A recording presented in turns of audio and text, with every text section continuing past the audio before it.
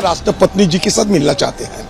माफी मांगो सोनिया गांधी आदिवासियों से, माफी मांगो औरतों से, माफी मांगो गरीब से। नमस्कार, मैं नियाज खान और आप देख रहे हैं एनएमएफ न्यूज। कांग्रेस सांसद अधीर रंजन चौधरी के बयान पर बवाल मचा हुआ है। लोकसभा में केंद्रीय मंत्री स्मृति ईरानी ने अधीर रंजन चौधरी के बयान को राष्ट्रपति की गरिमा का अपमान बताया और इसके साथ ही उन्होंने कांग्रेस को महिला विरोधी और आदिवासी विरोधी तक कह दिया। इसके अलावा अधीर रंजन चौधरी और सोनिया गांधी को माफी मांगने के लिए भी कह दिया। माफी मांगो सोनिया गांधी आदिवासियों से, माफी मांगो औरतों से, माफी मांगो गरीब से, माफी मांगो और शर्म करो। जिस औरत ने पंचायत से लेकर पार्लियामेंट तक सम्मान के साथ इस देश की सेवा की, तुम्हारे पुरुष नेता सड़क पर उसका अपमान करते हैं। माफी मांगो सोनिया गांधी इस देश से। दरअसल अधीर रंजन चौधरी ने राष्ट्रपति द्रौपदी मुर्मू को राष्ट्रपत्नी कह दिया था, जिसके बाद बवाल मच गया। हालांकि कांग्रेस नेता ने कहा कि उनकी जुबान फिसल गई थी, उन्होंने जानबूझकर ऐसा नहीं बोला। आपको बता दें कि भारत में पहले भी एक महिला राष्ट्रपति रह चुकी हैं। तब पहली बार राष्ट्र प्रमुख को संबोधित करने के लिए उचित तरीके पर बहस हुई थी।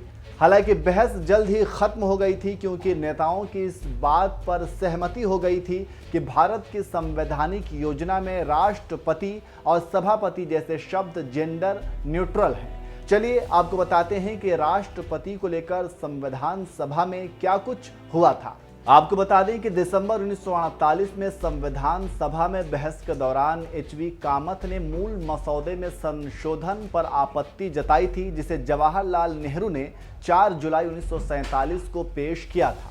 डॉक्टर भीमराव अंबेडकर से मुखातिब होते हुए कामत ने पूछा था, मैं डॉक्टर अंबेडकर से जानना चाहता हूं कि आज संविधान के मसौदे में जो आर्टिकल आया है उसमें से राष्ट्रपति शब्द को क्यों हटा दिया गया है?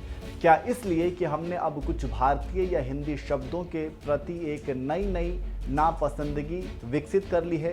संविधान के अंग्रेजी मसौदे में जहां तक संभव हो उनसे बचने की कोशिश कर रहे हैं। तब अंबेडकर ने समझाया कि इसमें कोई पूर्वाग्रह शामिल नहीं है। परिवर्तन केवल इसलिए हुआ क्योंकि जो समिति अंग्रेजी में संविधान का मसौदा तैयार कर रही थी उसने यह उन लोगों पर छोड़ दिया था जो हिंदी और हिंदुस्तानी में मसौदा तैयार कर रहे थे। हिंदुस्तानी में मसौदे में राष्ट्रपति का इस्तेमाल किया गया है, हिंदी में प्रधान का इस्तेमाल किया गया है।